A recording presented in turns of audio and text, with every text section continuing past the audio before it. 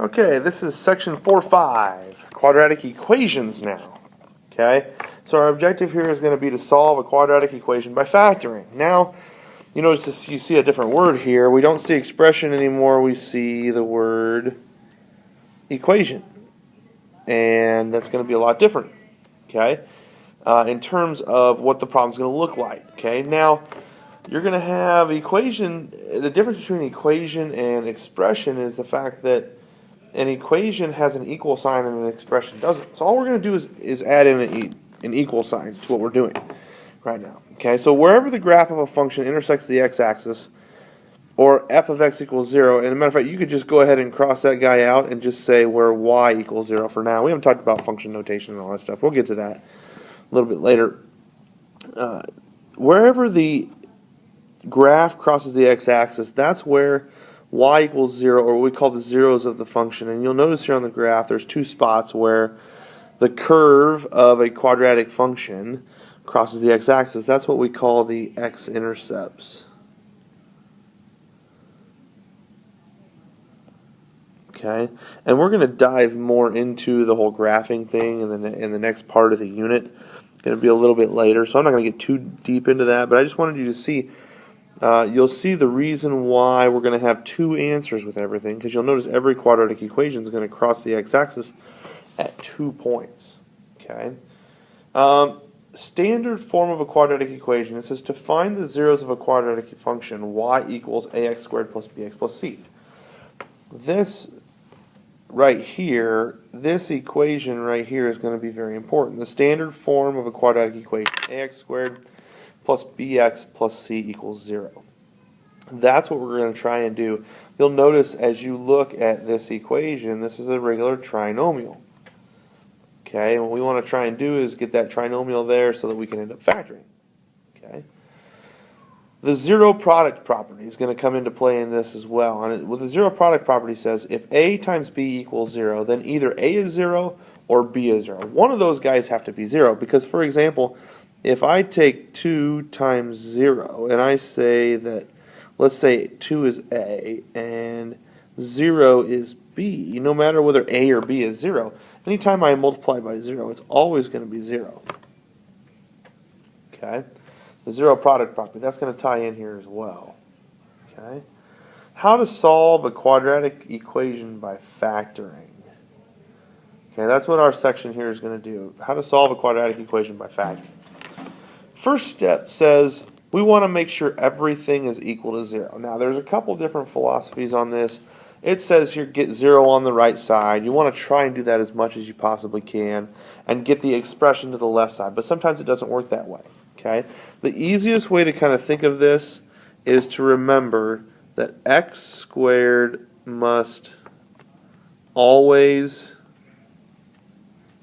be positive. Because remember, we don't want a negative.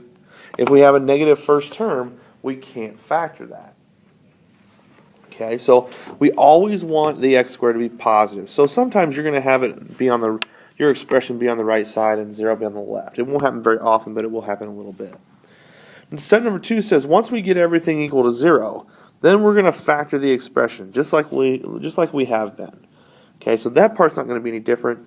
The part that's going to be a little bit different now is once we factor it, remember you have two binomials. Okay, so let's say we had a plus b and c plus d, and then now instead of just having those, we have an equal 0 here. Okay, what we want to do is we want to take each one of these binomials and set them equal to 0 and solve, which is going to cause us to have two answers. Okay, now why do we have two answers? Well, the two answers we're finding are what we call the x-intercepts. Well, if you go back up here and you look at the graph here, how many times does that graph cross the x-axis? Here's the x-axis right here. It crosses it at 2 points. So that's why we have two answers on every one of these problems. Okay. All right, now let's dive into actually some nuts and bolts of this section. Look at some examples here. Okay, so solving the following quadratic equations by factoring. First question you have to ask yourself, is this equation set equal to 0. And as you can tell, it is. We have the expression here on the left side and 0 on the right side. So we don't have to do any moving. Okay? So I want to factor this trinomial. So I'm going to find factors of 6 that add -5, and that's -3 and -2. So I'm going to have x squared minus 3x minus 2x and plus 6 equals 0. This is the process. This is the part of the process where it's no different than before. And you're going to see it's going to become really repetitive. Okay? Take out an x here, left with an x minus 3. Take out a 2 here, left with an x minus 3. And I end up with x minus 3 in common and an x minus 2 left over, and it's going to be equal to 0. Okay? Now, we're going to treat these two like they're a and b. So what I'm going to do to get my answers, I'm going to take this first binomial, x minus 3, and set it equal to 0. And I'm going to take this second binomial, x minus 2, and set it equal to 0. And I'm going to solve for x. So I would add 3 over here on the left, and x is going to equal 3. That is one answer. Over here on the right, add 2, and x is going to equal positive 2. Again, you'll notice every single one of your problems you're going to do is going to have 2 answers. Okay? All right, now that we've taken care of the first example, let's take a look at example number 2. First thing we ask ourselves, is it equal to 0? Yes, it is. So I need to find factors of 12 that add to 7. And we're looking at 4 and 3. So I've got x squared, break that middle term up.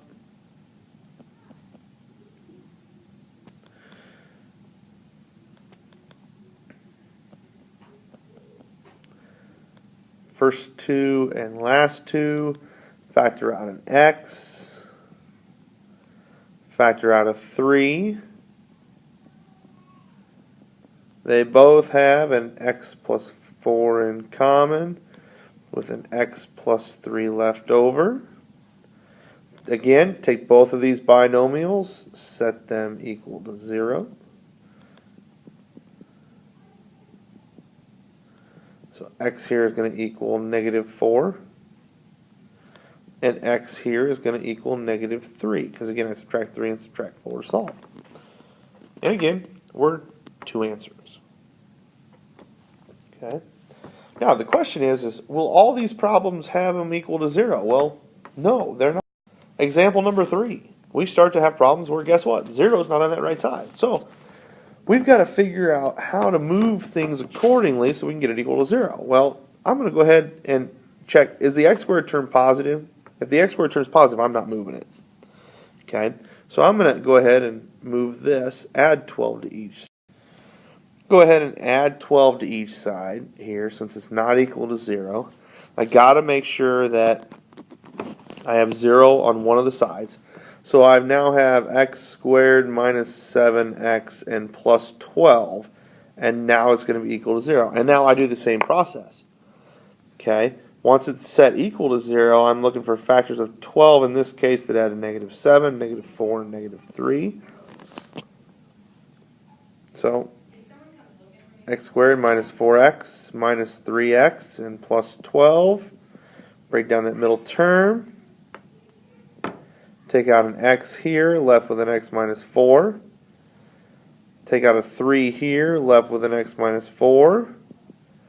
I've got an x minus 4 in common, x minus 3 left over.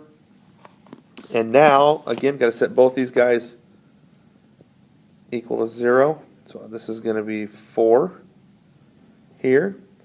X minus 3 is equal to 0, where x is going to equal 3. Again, 2 answers. Okay, so we can manipulate things so that we have it to where it's going to equal 0. Now again, you look at example number 4, it's not equal to 0. So I got to check, is the x squared term positive? If it is, I don't move it. So I'm not moving that guy. So I got to move these guys over here. So I'm going to add 2x to my like terms. and I'm going to subtract 2, and I'm just going to do this all in one step. Okay, so I've got a 5x squared plus 32x plus now 12, because 14 minus 2, and it's going to equal 0. That's going to go away on the right side. Okay, so now I've got a term in front of the x squared. So 5 times 12 is 60. So I need factors of 60 that add to 32.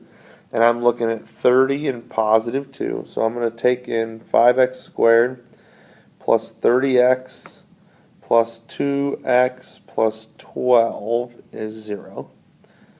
Again, first 2 and last 2. Take out a 5x here, left with an x plus 6. Take out a 2 here, left with an x plus 6.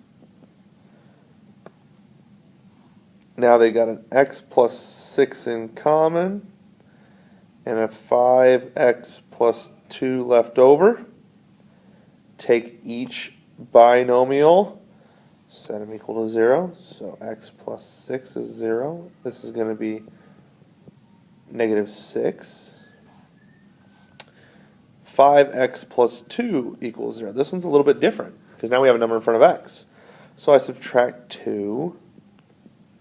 5x equals negative 2. And then I'm going to divide by 5. Okay? So when I do that, I get x equal to just negative 2/5. I don't have to have a decimal. Just leave it as a fraction. And again, notice on all 4 of the problems that we've done so far, they all have 2 answers. Okay? Look at these final 2 problems. And the reason I put 5 and 6 up here is because they're just slightly a little bit different. Number 5, again, it's not equal to 0. So I look at this and I say, okay, is the x squared term positive where it's at? Well, yeah, it is, but it's on the right side.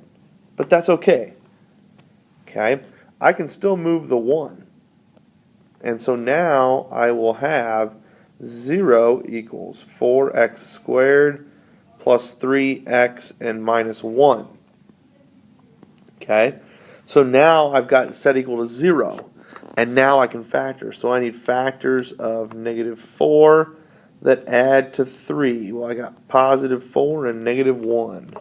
So again, 0, 4x squared plus 4x minus 1x minus 1. Those are my 2 factors there. So now I take out a 4, left with an, or sorry, take out a 4x, left with an x plus 1. Take out a negative 1, left with an x plus 1. And 0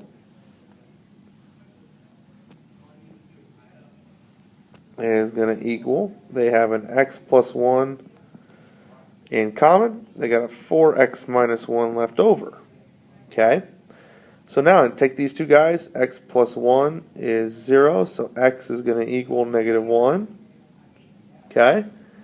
And 4x minus 1 is 0. If I add 1, so 4x is going to equal 1, and if I divide by 4, x is 1/4. Again, how many answers? 2 every time. Okay? All right, number 6.